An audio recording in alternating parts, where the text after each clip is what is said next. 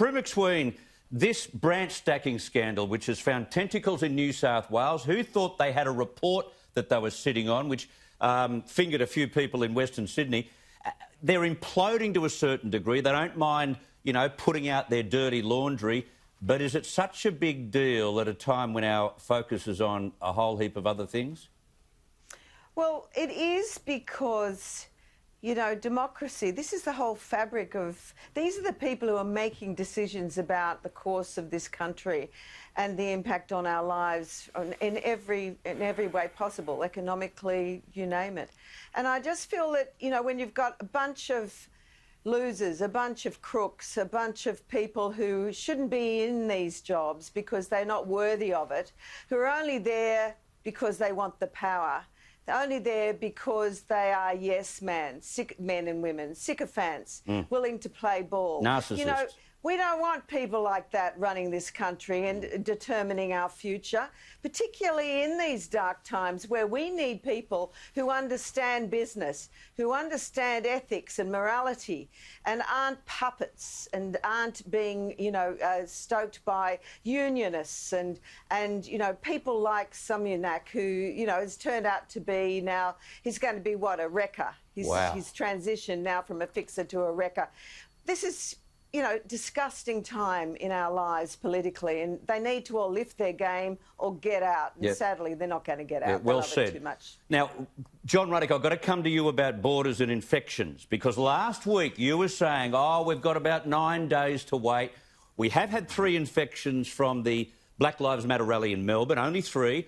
I don't know of any in Sydney so far to date. Are you claiming a win already? Oh, well, look, I want to praise Sal Navarra. He's the guy that get up and said, look, I'm going to take a stand here. We were told when the Black Lives Matter Australia protest was, you know, tens of thousands of people across the street, across Australia, and we were told, you know, that there was going to be a COVID outbreak. There has not been a COVID outbreak. Okay. Yet, so, John, yet. Well, hang on. If you get infected today, the symptoms typically turn up in 5 to 6 days. Okay, so what we've learned is the COVID thing is basically hysteria. We were told originally that it was if you caught this thing, I'm sorry, we were told originally that if you caught this thing, there was a 2% chance you'd die. It's now 0.2. Adam Crichton in The Australian yesterday correctly referred to these statistics as, this tells us it is a severe flu. So, you know, we've got to be careful, but it is absolutely not worth strangling the economy. Liz Storer, which brings us to the statistics we saw today, 5,000 jobs a week and the economy $84 million a day, according to new modelling. The premiers who are not opening their borders, or the ones who have said, oh, we'll open in 4 weeks from now, are strangling people's lives. And I know we've raised it every week for the past 5, but they deserve to be pilloried over it, don't they? Completely. We are hearing so many of our supporters on a daily basis get in touch with us. The outcry against this is just immense. And for this week, for the Queensland Premier to come out and say, oh no, Queenslanders want the borders to stay open, it's lady. Who are you listening to? Queensland, as we saw today, is actually doing the worst out of all the states due to these border closures.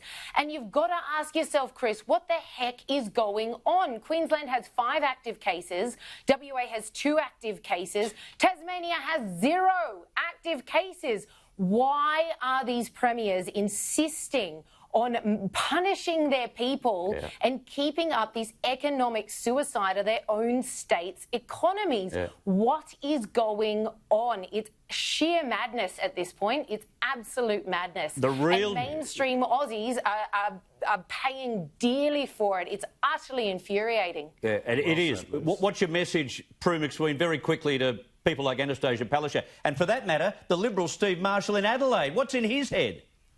Get your fingers out. You know, it's all politically driven, isn't it? You know, they're all they're worried about is politics and saving their own backsides.